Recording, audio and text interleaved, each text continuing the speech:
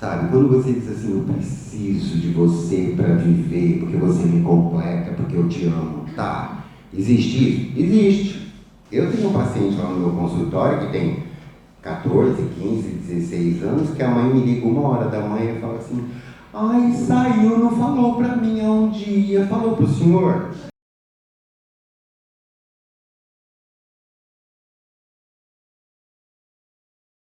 As pessoas começam a se preocupar com isso, né? Então a gente vai conversar assim. Eu particularmente, eu acho extremamente desrespeitoso essa história de violência. Acho que é, inclusive, dentro de uma análise psicanalítica, inclusive, sabe? Tá muito relacionado com falta de caráter.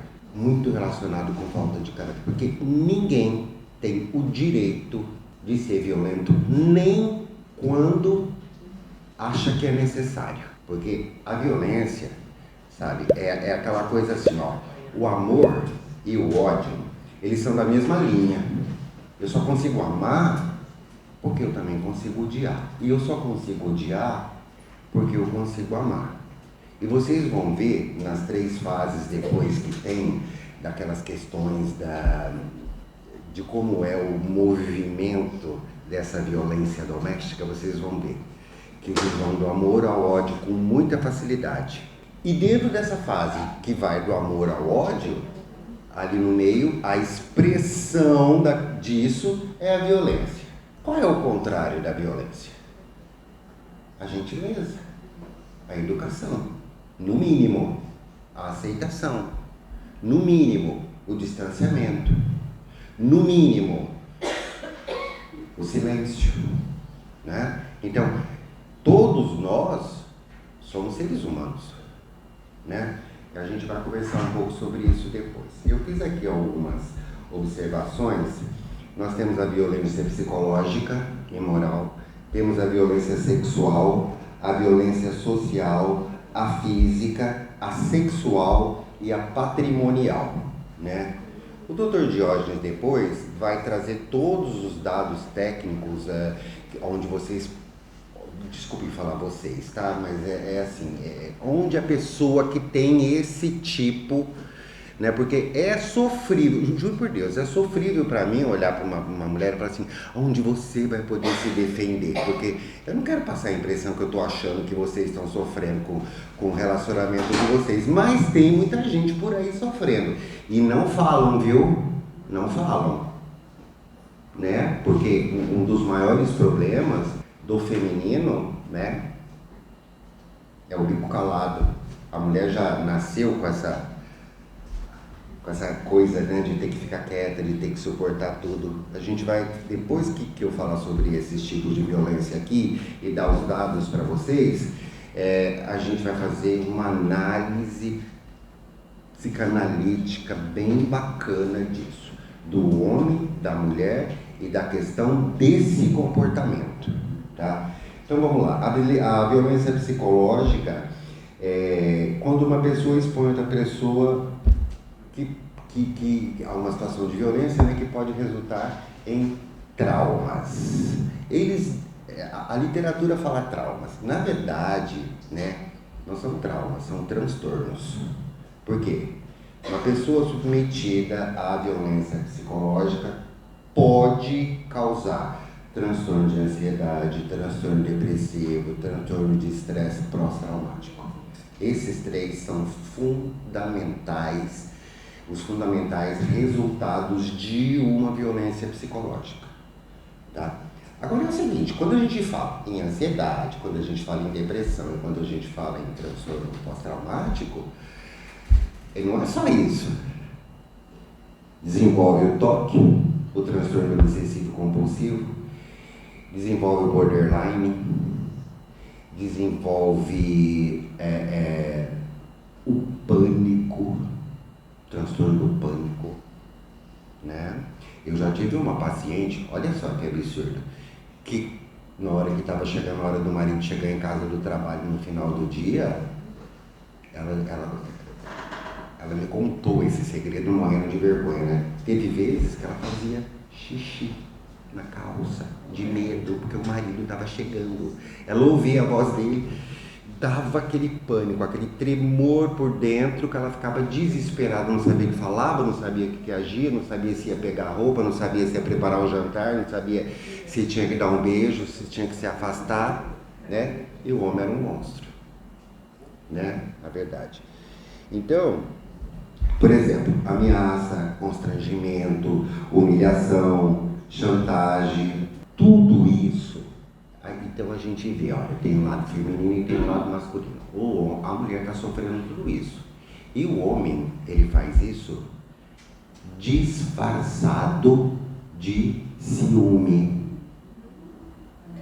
Essa é a única realidade. Ciúme do quê? Às vezes ele nem gosta dela. Ele não gosta do corpo dela, ele não gosta da cara dela, ele não gosta do cheiro, ele não gosta de nada. Ciúme por quê? Porque é só aquilo que ele tem, ele não tem outra. Ele pode até ter 50 aí fora, mas não é dele. Aquela é dele. E tem o lado machista dele, né? Ele acha que a mulher é dele, é propriedade dele. E isso é cultural, infelizmente, né? No nosso país, no nosso país não, gente, no mundo, né? Bom, a violência sexual. A violência sexual é uma coisa tenebrosa porque, assim, tudo que é feito sem permissão é violência sexual, né?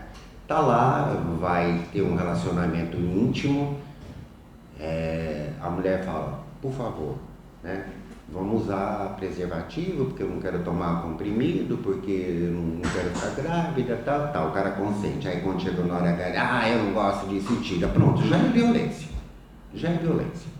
Tudo tem que ser com consentimento, né? Tá lá naquela beleza, lá no relacionamento, aí entra na área dos fetiches, né? E aí começa, vamos filmar, vamos, sabe? Aí depois quer colocar na rede social, quer mostrar para esse, quer mostrar para outro. É violência. É violência. É a violência sexual. E o que acontece? Normalmente é através de uma confiança que a pessoa tem de ascendência sobre o outro. Ou é chefe, ou é o esposo, ou é um casal de amigos que já existe ali um flerte e o rapaz acha que ela gosta muito de mim, né? Ela fala muito bem dele, então ele acha que ele tem uma ascendência sobre ela, e aí ele, como macho, né? Porque analiticamente falando, gente, a questão do macho é o falo, que denomina, que diz, eu sou macho, por quê? Porque eu tenho um falo, porque eu tenho um pênis, tá? Mas isso não serve pra nada, a não ser fazer filho e dar algum tipo de prazer, né? Porque na verdade quem faz tudo, vamos pensar aqui no ato sexual, quem faz tudo é a mulher, não é ele que come ela, né? É ela que realmente faz o que tem que fazer. E depois ainda, né, se a gente for lá para a história, né, esse sexo ele foi criado, óbvio que ele é o maior momento de prazer do ser humano, onde existe a maior liberação de dopamina, é no ato sexual, é no orgasmo, é o maior nível de liberação de dopamina que você pode ter, tá? Passou daquele orgasmo, é loucura. Isso é uma história para outra, que aí já entra outras coisas que a gente pode falar. A violência sexual, a violência social, ela está mais relacionada com grupos, com discriminações, né? Então, vamos lá. E a violência patrimonial, né? Como é que é essa coisa da violência patrimonial? Sabe aquele cara que diz, você está trabalhando, mas o seu salário é meu. É eu que vou ficar com esse salário, é eu que vou pagar as contas. Aqui nessa casa é tudo dividido. Sabe esse cartão que você tem aí, que você recebe esse auxílio, não sei das quantas? Esse cartão fica comigo também, eu quero a senha, né? Aqui nessa casa é tudo dividido. Se você não trabalhar, não come. Eu vou, fica bravo, quebra as coisas dentro de casa. É violência patrimonial, tá? O doutor Diógenes depois vai explicar com mais detalhes sobre essas violências para vocês e como vocês podem, né, se defender. Agora tem uns números aqui, a da fonte do IPEC, né? Olha, 1 em cada 3 mulheres já sentiu algum desses tipos de violência. Como é que você vai identificar se aquilo é uma violência ou não? É muito simples, gente, é muito simples. O sentimento de vocês, a intuição de vocês. As mulheres são os seres mais intuitivos. Nem que ela não queira, ela tem que ser intuitiva. Sabe por quê? Porque ela tem que ser mãe, e não dá para ser mãe sem intuição. Então, além da intuição, ainda existem as intenções, tá? Então, você tem um parceiro, tenta imaginar qual é a intenção dele. Não é difícil imaginar isso. Qual é a intenção desse parceiro? Não é difícil. Em 2022, e essa questão toda da violência aumentou muito com a pandemia, tá, gente? Aumentou muito, muito, muito. Tá? Por quê? Porque ficaram juntos, né? Ficaram todo mundo muito junto, e aí aquela dificuldade toda de relacionamento. Porque uma das coisas mais difíceis que existe, não é a das mais difíceis não, é a mais difícil que existe para o ser humano, é a capacidade de relacionar-se. Todo mundo que vai para o consultório de psicanálise, em algum momento ou em vários momentos, sempre traz alguém junto para o consultório, né, para o sofá. Por quê? Porque é sempre culpa do outro, né? É sempre culpa do outro. Então, em algum momento é culpa do meu filho, é culpa do meu marido, é culpa da minha mãe, é culpa do meu pai, é culpa dos meus amigos no trabalho, é culpa do meu chefe, foi a culpa da menina do caixa do supermercado, né? Então, assim, a gente não consegue viver sozinho, e viver em relacionamento é muito, muito, muito, muito, muito difícil. Isso faz parte de como o ser se transforma num ser. A gente vai passar isso, conversar um pouquinho já com vocês sobre isso. 15% das mulheres com 16 anos acima sofreram violência dos seus companheiros. 15%. Tá? Em 2020 isso. Cerca de 13,4 milhões de mulheres brasileiras já buscaram a ajuda nesse período da pandemia. 13,4 milhões, tá? Então vamos lá. Como é que é o ciclo dessa violência, né? Como é que acontece essa violência? Então vamos começar desde o iniciozinho, né? Você está num relacionamento, né? Antes de você criar um compromisso efetivamente, né? Existe, o movimento é muito mais um movimento sedutório, né?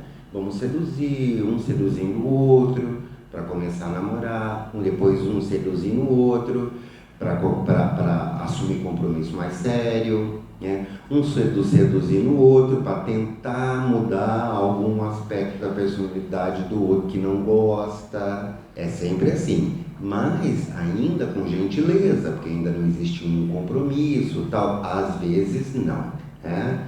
Às vezes acontece do relacionamento ali, já no namoro, já perceber. Por isso que eu disse para vocês, usem o entendimento que vocês têm da intenção do outro, porque você sabe da sua intenção. Então dá para você comparar com a intenção do outro.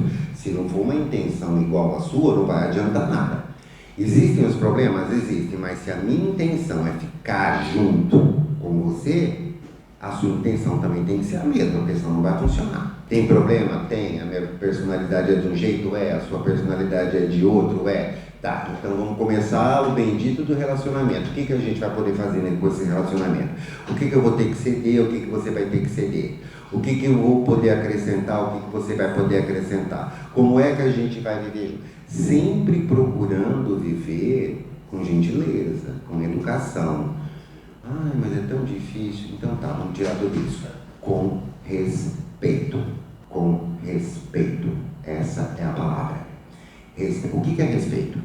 Eu estou aqui olhando para você, nos teus olhos. Eu posso ser respeitoso, eu posso ser desrespeitoso. Agora, se eu vir as costas e falo mal de você, aí já é caráter. Respeito, caráter,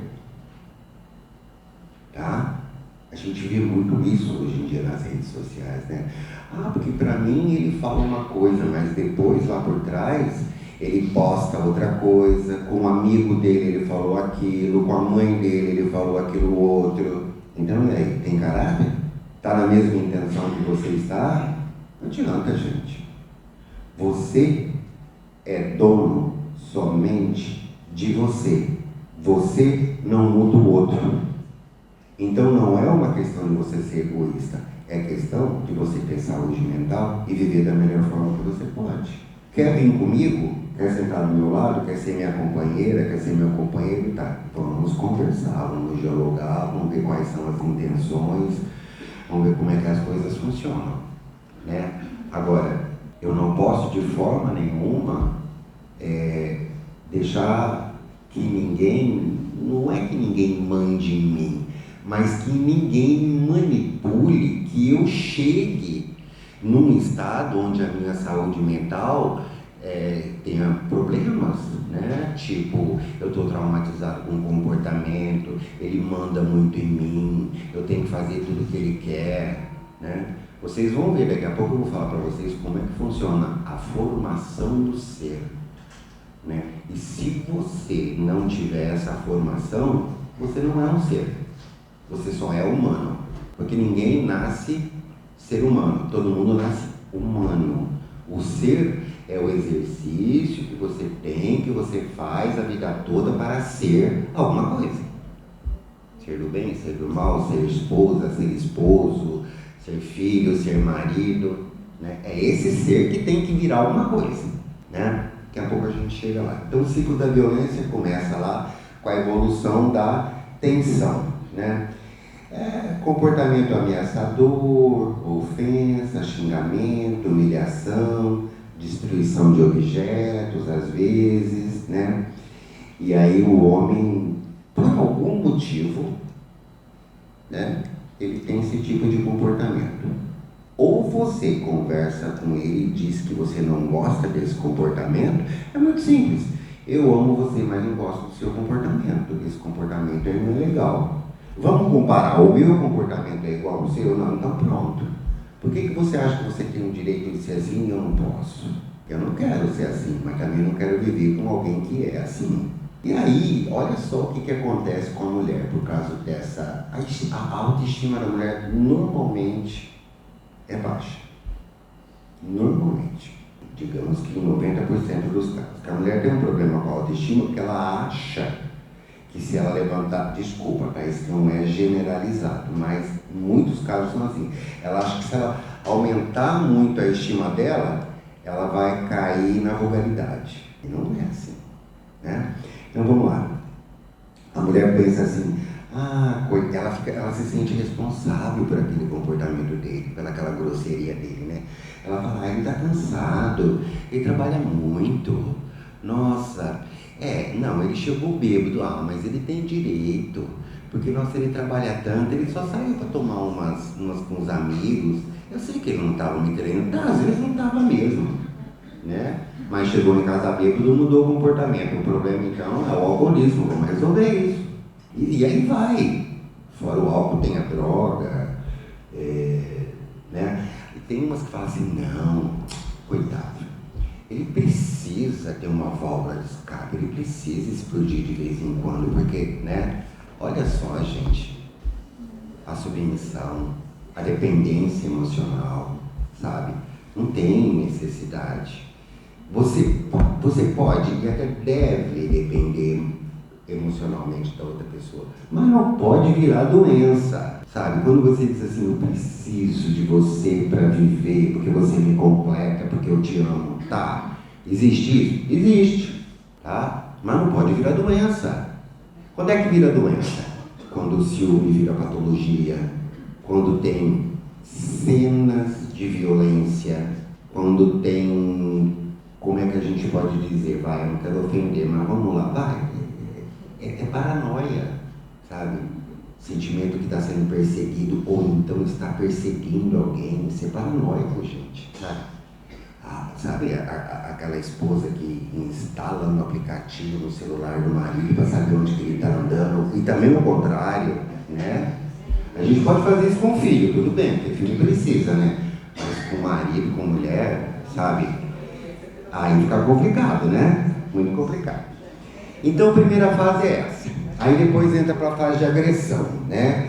Que é onde vai para a porrada mesmo, né? Explosão, agressão física, agressão verbal, comportamento descontrolado, né? Então começa às vezes com um empurrão, né?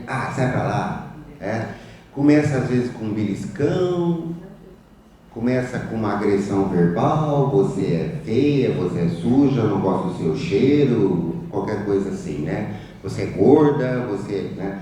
Começa assim. E cada vez que essa agressão acontece, ela vai aumentando, a tendência é aumentar, né? Até que chega realmente na física, né? Na parte física. Aí a mulher se sente como? Fragilizada, sem o controle da situação, né? Ela acha que ela não tem controle mesmo, ela acha que ela não consegue fazer nada. Parece um transtorno do pânico, sabe? Ela fica ali estatizada. Quando essa minha paciente chegava a fazer xixi, quando o marido chegava, ela estava nessa situação. Aí depois, estamos num relacionamento, né? Tentei que resolver isso daqui. Aí um dia, né? Vamos lá, ontem, o cara chegou em casa bêbado, já estava péssimo, tal. Aí ele bate, xinga, faz isso, faz aquilo. A mulher cai, quebra o braço, fica com o olho roxo, vai pra UPA, não sei o quê. Aí, no outro dia, ele vem com um presente, ajoelha na frente dela lá, né? Toda destruída, destroçada, e ele na frente, ai, me perdoa, você sabe que eu não sou assim, que isso não fui eu, não vai acontecer mais. Você lembra de como a gente era feliz, quando a gente namorava, não sei o quê? E ela acredita. E aí o ciclo volta tudo de novo, é só uma questão de tempo, né? Isso existe há muito tempo, né? Até nas charges a gente vê, né? Na idade da pedra, ela não carrega a mulher pelos cabelos, assim, né? Não dá, estamos no século XXI, né? Não dá mais para viver desse jeito. E aí, o que a gente pode falar sobre isso? Fazendo agora uma análise bem psicanalítica da história. O ser humano, ele não nasce ser humano, ele nasce humano. E o exercício dele a vida toda é ser alguma coisa. Ou ele pode ser do bem, ser do mal, né? Por exemplo, uma criança, tudo isso é de uma forma bastante inconsciente, mas quando a gente entra para a vida adulta, isso a gente tem que ter consciência disso.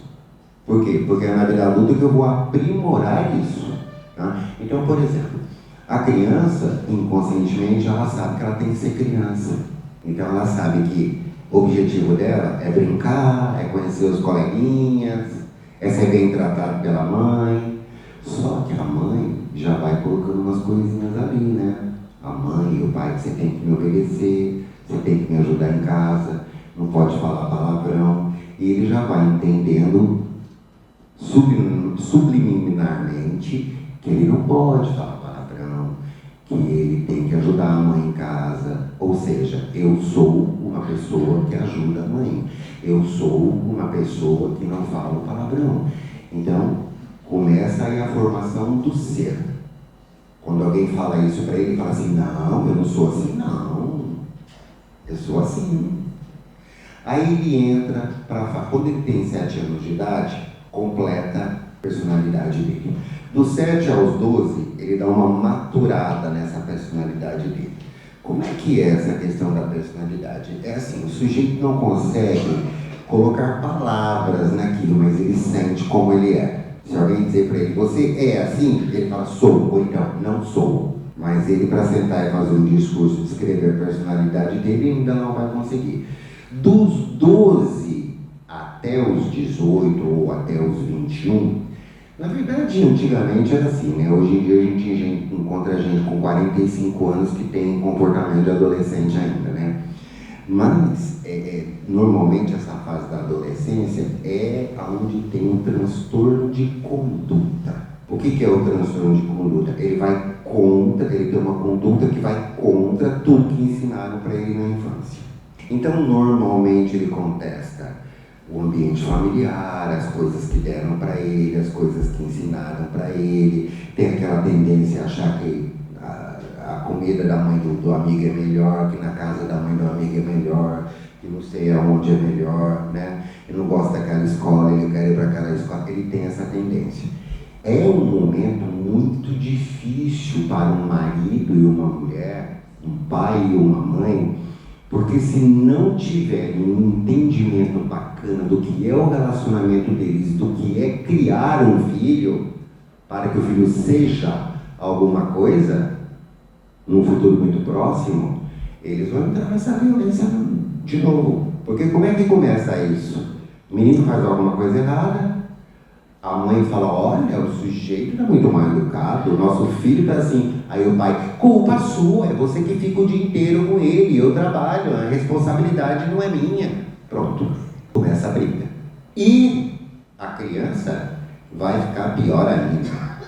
Vai ficar pior ainda, né? Porque a criança ama os dois, mas sempre tem a sua preferência.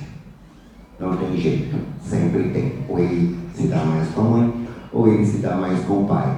E aí podem ocorrer conflitos, e todos esses conflitos vão piorando essa violência entre um casal que não consegue ter maturidade o suficiente para ser o que tem que ser. Põe uma coisinha na cabeça de vocês, gente, olha. Para as coisas darem certo em qualquer relacionamento, mãe tem que fazer papel de mãe, pai tem que fazer papel de pai, filho tem que fazer papel de filho. Filho é filho, filho não é seu amigo, filho é filho. Amigo ele tem na rua, amigo ele tem na escola. Mãe que tem 40 anos de idade, que está com problema de relacionamento, que pega a filha que tem 13, 14 anos e fica contando, porque eu tenho problema de relacionamento com teu pai, porque na cama é uma porcaria, não sei o quê. Não tem que falar isso para uma pessoa de 14 anos, não tem cognição para entender isso. A tua filha não é tua amiga, ela é tua filha. Ela precisa de você feito mãe, não precisa de você feito amiga. A amiga dela é a Barbie, sei lá, quem ela conhece por aí, né? Que você ainda vai ficar de olho para ver se aquela amiga dela vale a pena. Ainda tem que fazer isso. Então, cada um tem que fazer seu papel, porque senão nós vamos matar de vez o que a gente chama de família, né? Faz tempo já que começou isso, né? Novas estruturas familiares, né? A psicanálise, começou essa história de família desestruturada, né? A psicanálise, principalmente a psicologia no geral, não gosta de falar assim. Eles falam que são novas estruturas familiares, tá? Mas qual é a intenção? É que a estrutura familiar volte a funcionar como funcionava antes. A intenção é essa. Então, o que a gente tem que fazer? Cada um fazer o seu papel, senão não vai dar certo. Nunca. Professor, tem que fazer papel de professor. Professor não é pai e mãe. Professor é professor. A gente ouve muito isso por aí, né? E os pais e as mães hoje em dia, na maioria das vezes, são tão imaturos, são tão despreparados, né? Que eles cobram isso dos professores. Cobram isso dos professores. Eu tenho um paciente lá no meu consultório que tem 14, 15, 16 anos, que a mãe me liga 1h da manhã e fala assim, ai, saiu, não falou pra mim há um dia, falou pro senhor. E o pior é que tem às vezes que falam, porque não confia na mãe e no pai. Aí então eu tô com vontade de fazer isso, fazer aquilo, que você acha? Você acha que vai dar problema com a minha mãe e com o meu pai? Então às vezes eu me sinto na obrigação de fazer esse papel também. Como vocês, professores, provavelmente já se sentiram várias vezes. Não custa nada a gente dar uma mãozinha, mas se você vê que tá exagerando, você fala, ó, não sou tua mãe, não sou teu pai, sou teu professor, sou tua professora, né? Eu sempre digo, olha, eu sou teu terapeuta. Você precisa sentar com o teu pai, com a tua mãe, conversar. E quando eu vejo que o negócio não vai, eu chamo o pai e a mãe, sento lá todo mundo junto, vamos conversar aqui todo mundo junto. E não quero mentira, porque se tiver mentira eu vou te desmentir, hein? Né? Então a gente tem que ter essa honestidade, essa moral, esse caráter, porque olha, então o ser humano ele vai aí nessa construção do ser. Para você ser alguma coisa, né, qualquer estrutura que existe na Terra, em qualquer ser, é sempre uma estrutura que envolve um tripé, né? Por exemplo, pai, mãe, filho. Para quem acredita em Deus, é Deus, Jesus, Espírito Santo, é terra, fogo e ar. É sempre um tripé. A nossa estrutura psicológica, ela é neurótica, psicótica e perversa. A neurose é a fome de conhecimento. Eu quero conhecer o que é ser criança, depois eu quero conhecer o que é ser adolescente, depois eu quero conhecer o que é ser adulto, depois eu quero conhecer o que é ser velho. Em cada fase dessa do desenvolvimento, você tem um percurso a percorrer grande, né? Envolve casamento, relacionamento, filhos, comprar uma casa, comprar um carro, fazer uma viagem. Envolve tudo isso. Estudar, se formar, né? Envolve tudo isso. Isso é o neurótico, tá?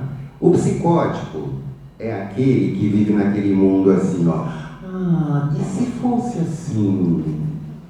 Ah, e se fosse assado? Isso só vale para criança, tá? O adolescente tem muito disso. Você tem sempre que trazê-lo para a realidade, sempre. E o perverso é o nosso lado da raiva, o nosso lado de não gostar das pessoas, o nosso lado de não suportar as coisas, a nossa falta de aceitação.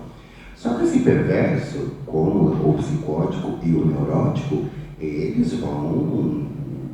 variam, então são subjetivos. Por exemplo, uma pessoa extremamente materialista, que só pensa em dinheiro, que maltrata todo mundo e tal, ele é neurótico porque ele só pensa naquilo, mas ele também é psicótico porque ele maltrata os outros. Aliás, ele é perverso porque ele também maltrata os outros, tá? E pode ser psicótico dependendo do tipo que ele maltrata, porque se ele usar de requintes, de detalhes maldosos, ele já entrou na psicopatia.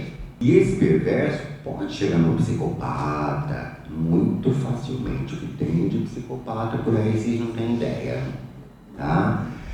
Bom, e aí, o que acontece? O sujeito, para ser alguma coisa, como eu estava falando na tríade, né? Ele tem que, é igual uma frase, a frase quando você vai analisar gramaticalmente uma frase. Tem sujeito, tem verbo e tem predicado. Sujeito sou eu, o verbo é a minha ação e o predicado é o ônus ou bônus, é o lucro ou prejuízo. Essa ação que eu vou ter é que vai fazer esse sujeito ser alguma coisa. Mário comeu abacate. A minha ação foi comer. O ônus ou o bônus foi o abacate. E o sujeito é o Mário. Eu posso dizer o quê? Ah, o Mário é guloso, o Mário gosta de abacate, o Mário prefere fruta. Eu sou alguma coisa, tá? Um exemplo bem simples, bem simples. E como é que é a formação desse ser? Tem uma regrinha. O ser, para se constituir um ser, ele tem que ser autor, autônomo, responsável e livre. Eu sou autor da minha vida. Nunca esquecendo que a gente vive num contexto social, mas eu sou autor da minha vida. Eu sou autônomo. Quando eu não soube fazer, eu pedi ajuda, mas eu fiz isso de uma forma autônoma. Detalhe, para você conseguir a sua autonomia, qualquer tipo de autonomia que você fizer na vida, a primeira tem que ser financeira, senão não vai funcionar. Responsável. O que é responsabilidade? Responsabilidade é uma coisa, obrigação é outra. Pagar conta de energia em dia não é responsabilidade, é obrigação. Ser honesto com os outros não é responsabilidade, é obrigação. A responsabilidade é quando você é honesto com você mesmo e você banca o predicado. Eu fiz isso, deu certo. Ah, a responsabilidade de ter dado certo foi minha. Eu fiz isso, deu errado. Ai, a responsabilidade continua sendo minha, não adianta eu ficar culpando ninguém. E eu sou livre para transitar na autoria da minha vida dessa forma. É assim que você se constitui um ser autor, autônomo, responsável e livre.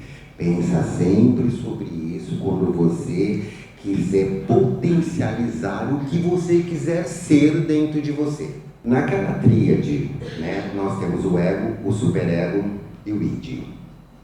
O ego é o que eu sou, o que todo mundo vê. O id é o nosso inconsciente, que não é uma caixinha de Pandora escura, preta lá atrás, que esconde as coisas da minha mente. Não é não. O nosso inconsciente está sempre aqui na nossa frente, nos atrapalhando na vida. Ai, eu não devia, meu Deus, eu pensava de um jeito e fiz do outro. Agora nós temos o superego. O superego é a nossa proteção. O que é o superego? Ah não, isso eu não posso. Ah não, eu tenho moral, eu tenho caráter, eu não vou fazer isso. Né? Puxa vida, eu até fiz, mas me arrependi, eu não posso fazer isso de novo. Esse é o meu superego, é o que me protege. Imagine como está sendo formado o superego dessa criançada hoje em dia, porque eles podem tudo. E não vamos só falar hoje em dia. Tem muita gente que sofre violência porque ela casou com um sujeito que não tem o mínimo de superego. Não sabe a moral, o caráter, a ética, o bom costume. É tudo superego.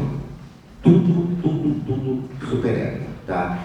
Então, voltando a falar de violência física, mental, patrimonial, ninguém tem o direito de ser violento com ninguém.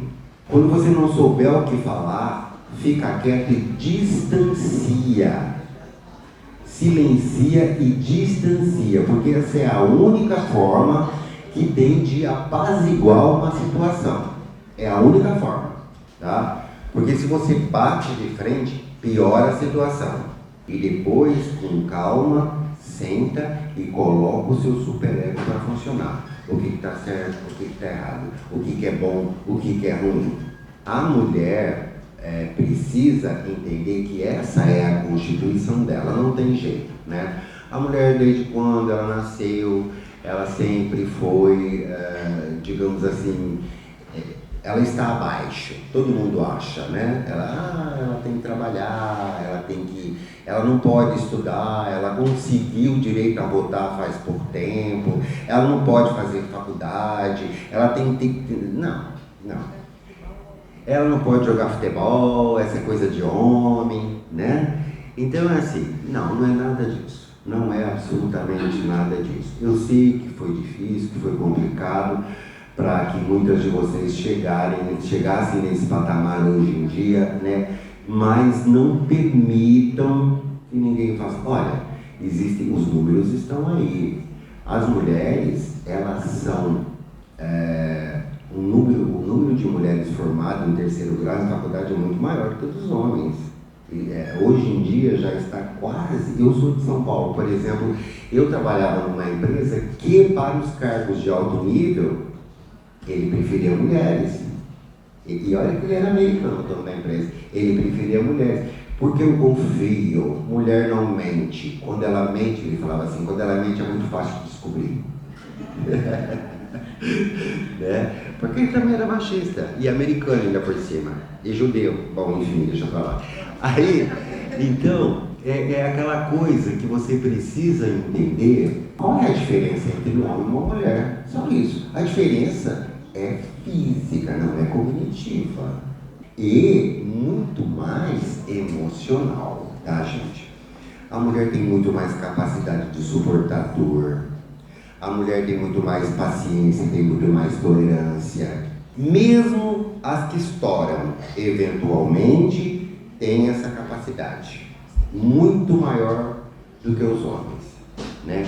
De demonstrar amor, de demonstrar carinho.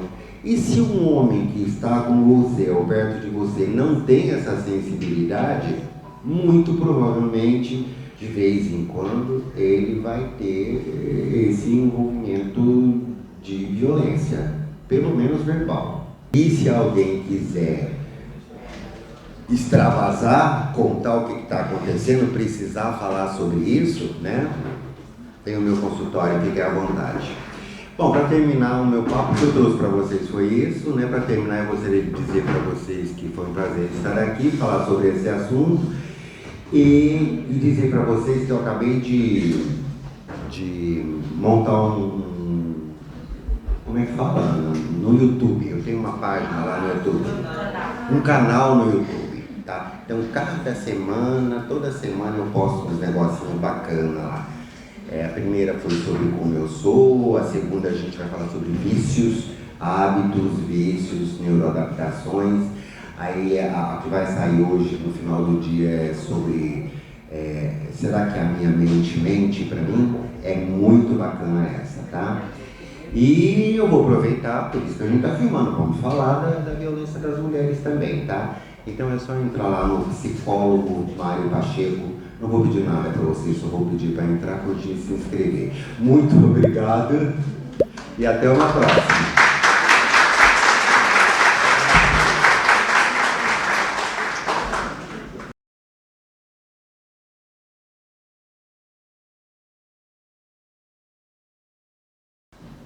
Não seria bem uma pergunta, né? Eu queria só reforçar, né, para todos que estão aqui, inclusive para os adolescentes, né, que chegaram depois, os canais, né, que hoje a gente conta com vários canais de denúncia.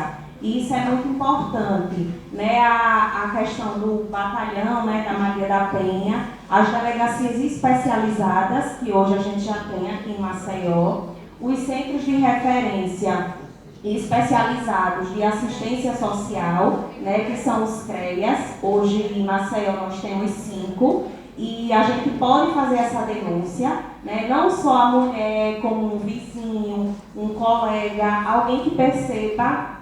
A gente percebe hoje muito, principalmente nas redes sociais, o quanto a mulher ela é. Aquela mulher fez uma denúncia contra uma pessoa famosa, né, principalmente famosa. E ela se torna o alvo da perseguição. Ao invés de ser o homem, né, que fez o errado, ela é que se torna. Então, nós, mulheres... Eu tenho 2 perguntas. A primeira é para o Mário. Qual é o impacto que a violência doméstica ela tem na criação dos filhos? O que é que um filho que nasce dentro dessa família, que tem a violência já com o dia a dia mesmo, qual é o impacto que isso tem na formação cognitiva, na formação psicológica dele? Boa pergunta, Ana. E a segunda pergunta que eu tenho é para o doutor Diógenes, que é se a gente vê muitos casos que muitas vezes os agressores eles já têm medidas protetivas e mesmo assim um homicídio ou uma agressão maior acontece. Eu gostaria de saber se hoje o legislativo, o executivo, os 3 poderes de alguma forma, eles já estão trabalhando a respeito e de uma forma para respaldar melhor a mulher diante desse tipo de violência. Porque a gente sabe que muitos e muitos dos agressores, eles são violentos seguidamente. É recorrente a violência dentro do relacionamento, né?